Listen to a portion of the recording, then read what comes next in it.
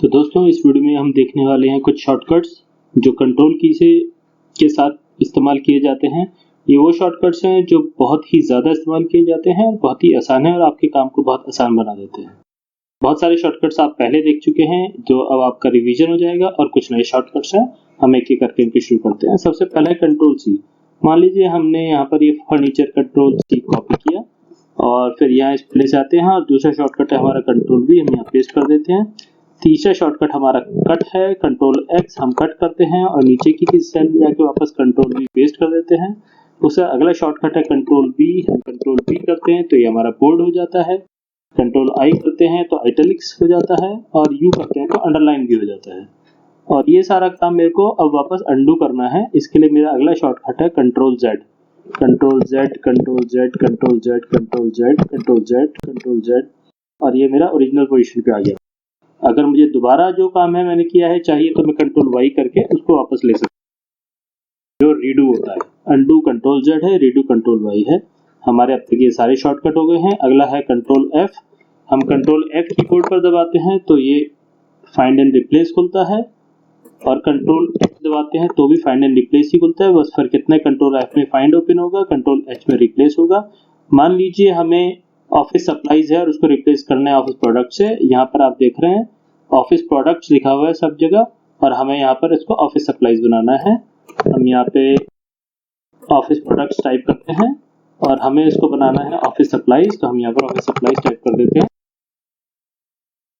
और इसके बाद हम करेंगे रिप्लेस ऑल। तो देख रहे हैं आप यहाँ पे हमारे सारा जो प्रोडक्ट्स है वो सप्लाईज बन जाता है। इसी तरह से रिप्लेस के बाद है कंट्रोल ए। हम लोग देखते हैं अगर इस डेटा के अंदर जो मेरा डेटा है इसके अंदर रख के मैं कंट्रोल ए करता हूं तो सिर्फ मेरा ये वाला डेटा सेट सेलेक्ट होता है, बाकी कुछ भी सेलेक्ट नहीं होता है। लेकिन मैं एक और ए दबा दूंगा तो मेरी पूरी शीट सेलेक्ट हो जाएगी। इसी तरह से अगर मैं किसी खाली जगह पे बाहर डेटा से बाहर रखकर कंट्रोल ए दबाता हूं तो भी मेरी पूरी शीट सेलेक्ट हो जाती है। तो मुझे कुछ भी सेलेक्ट करना होगा और मुझे इसकी बहुत ज्यादा जरूरत होती है। मैं आपको बता दूं कोई भी काम करते में कंट्रोल ए की बहुत जरूरत पड़ती है। Control shift and control shift home. मान लीजिए हमारा डेटा यहाँ पर है, माउस यहाँ पर है E16 में और मैं कंट्रोल शिफ्ट होम दबाता हूँ तो मेरा डेटा पूरे A1 तक सेलेक्ट हो जाएगा। और मैं किसी भी सेल में इसी तरह से रख के कंट्रोल शिफ्ट होम दबाऊंगा ASDA तो ये मेरा डेटा स्टार्टिंग तक सेलेक्ट हो जाएगा और बाकी सारा रीजन कुछ भी सेलेक्ट नहीं होगा। आप देख रहे हैं सिर्फ मेरा वही डेटा एरिया सेलेक्ट है जो मैंने सेलेक्ट किया है। इसी तरह से अगर मैं पहली सेल में रखकर A1 में रखकर कंट्रोल शिफ्ट एंड दबाता हूं,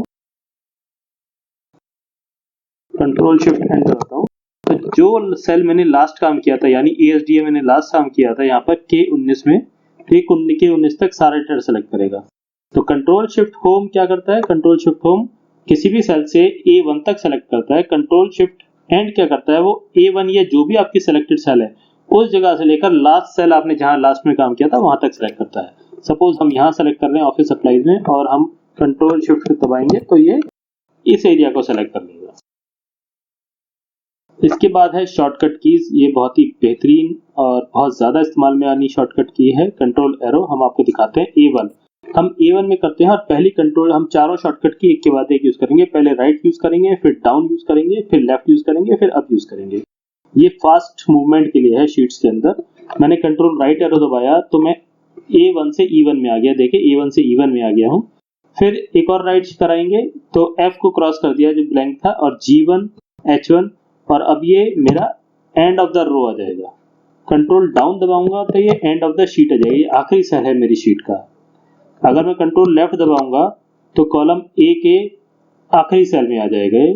कंट्रोल अप दबाता हूं तो मेरे डेटा पर पहुंच गया वो A16 में और फिर एक बार और कंट्रोल अप दबाने पर ये A1 में आ जाता है। तो ये बहुत फास्ट मूवमेंट है और यही काम मैंने अगर शिफ्ट एरो के साथ कर दिया, कंट्रोल शिफ्ट एरो, तो ये डेटा सेलेक्ट हो जाएगा और कंट्रोल शिफ्ट डाउन हो जाएगा तो ये एरिया सेलेक्ट हो जाएगा।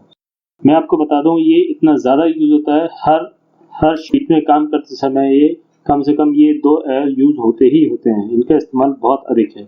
मैं आपको फिर दिखा रहा हूँ। फॉर एग्जाम्पल E9 में मेरे पास माउस है और मुझे पीछे तक सेलेक्ट करना है तो मेरे पास दो तरीके, एक तो मैं माउस ले जाऊं और इस तरह से सेलेक्ट करूं, एक तरीका ये है। दूसरा जहां पर भी मैं हूं अगर मुझे वहां सेलेक्ट करना है कंट्रोल शिफ्ट बैक एरो, तो ये बहुत फास्ट काम करता है। End of the data set बिल्कुल उसी तरह से A1 में है और आप कंट्रोल शिफ्ट एंड दबा देंगे तो जो लास्ट सेल आपने काम किया है डेटा वहां तक आ जाएगा। मेरा लास्ट सेल काम किया था H17 वहां पर आ गया। कंट्रोल शिफ्ट होम करते हैं तो वहां पर वो पहले पर चला जाएगा। अगर आपको शीट्स के बीच में ट्रांसफर करना है, यहाँ पर आप देख रहे हैं कंट्रोल की 1, control T2, 3, alt function, important shortcuts, इन सब के बीच में मूव करना है। बहुत सारी शीट्स हो सकती है, शीट्स के बीच में फास्ट मूवमेंट है तो इसके लिए आपको control page up page down use करना होता है। कंट्रोल पेज अप करेंगे तो आप पहली शीट की तरफ जाएंगे, कंट्रोल पेज डाउन करेंगे तो आप आखिरी शीट की तरफ मूव करेंगे। कंट्रोल पेज अप वापस पीछे पहली शीट की तरफ जाएंगे कहीं बीच में है तो, और कंट्रोल पेज डाउन आगे मूव करेंगे।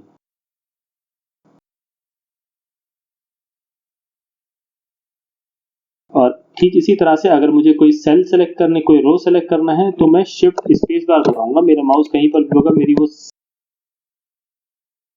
मेरा होगा तो मेरा यहाँ पर ये सेल 10 सेलेक्ट हो गया। लेकिन अगर मैं ऊपर की सेल पर दबाता हूँ तो मेरी 4 सेल सेलेक्ट होते हैं, कि मेरे 4 रोज सेलेक्ट होते हैं, क्योंकि उसका कारण ये सिलेक्शन जो है मैंने इसको मर्ज किया हुआ है 4 रोज को, तो ये चारों रोज सेलेक्ट हो जाएंगे। नीचे करूंगा मैं कहीं पर भी तो एक ही रो मेरा सेलेक्ट होने वाला है। इसी तरह से अगर मैं कंट्रोल स्पेस बार दबाता हूं तो मेरा कॉलम सेलेक्ट हो जाता है। तो किसी भी कॉलम को सिलेक्ट करने के लिए कंट्रोल स्पेस बार और शिफ्ट स्पेस बार रो को, अगर मैं दोनों एक के बाद एक दबाता हूं, जैसे कि फॉर एग्जांपल मैंने C9 में माउस किया हुआ है, अभी क्लिक करा हुआ है, मैं शिफ्ट स्पेस बार दबाता हूं तो मेरा ये रो सेलेक्ट हो गया और इसी के बाद कंट्रोल स्पेस बार दबाऊंगा तो मेरी पूरी शीट सेलेक्ट हो जाएगी। आपको इस चीज का ध्यान रखना होगा कि कब से यूज करने हैं नहीं। फ्लैश फिल कंट्रोल E अभी हमने एक चैप्टर पहले ही किया हुआ है, किस तरह से फ्लैश फिल का यूज करना है कंट्रोल E की मदद से। इसके बाद आते हैं कंट्रोल इंसर्ट डेट और टाइम। हम किसी भी सेल में अगर शिफ्ट कर रहे हैं कंट्रोल सेमीकोलन करेंगे तो उस डेट की एंट्री वहां पर अपने आप हो जाएगी जो डेट आपके कंप्यूटर में है। इस तरह से कंट्रोल शिफ्ट सेमीकोलन करेंगे तो टाइम भी आ जाएगा जो टाइम इस समय आपके कंप्यूटर में है।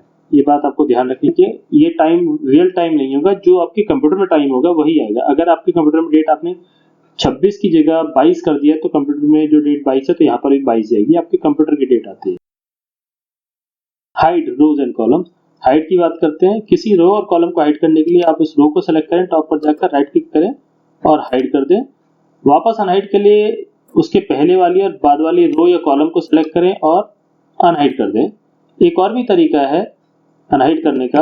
आप देखते हैं जो रो आपने हाइड किया है, ये जो कॉलम आपने हाइड किया है, यहाँ पर मैंने कॉलम हाइड किया है, यहाँ पर एक डबल लिंक आ गया है। अगर यहाँ पे जाकर डबल क्लिक करेंगे तो अनहाइड हो जाएगा। आप एक से ज्यादा कॉलम्स को भी सेलेक्ट करके हाइड कर सकते हैं और वापस फिर सबको सेलेक्ट करके राइट क्लिक अनहाइड कर सकते हैं।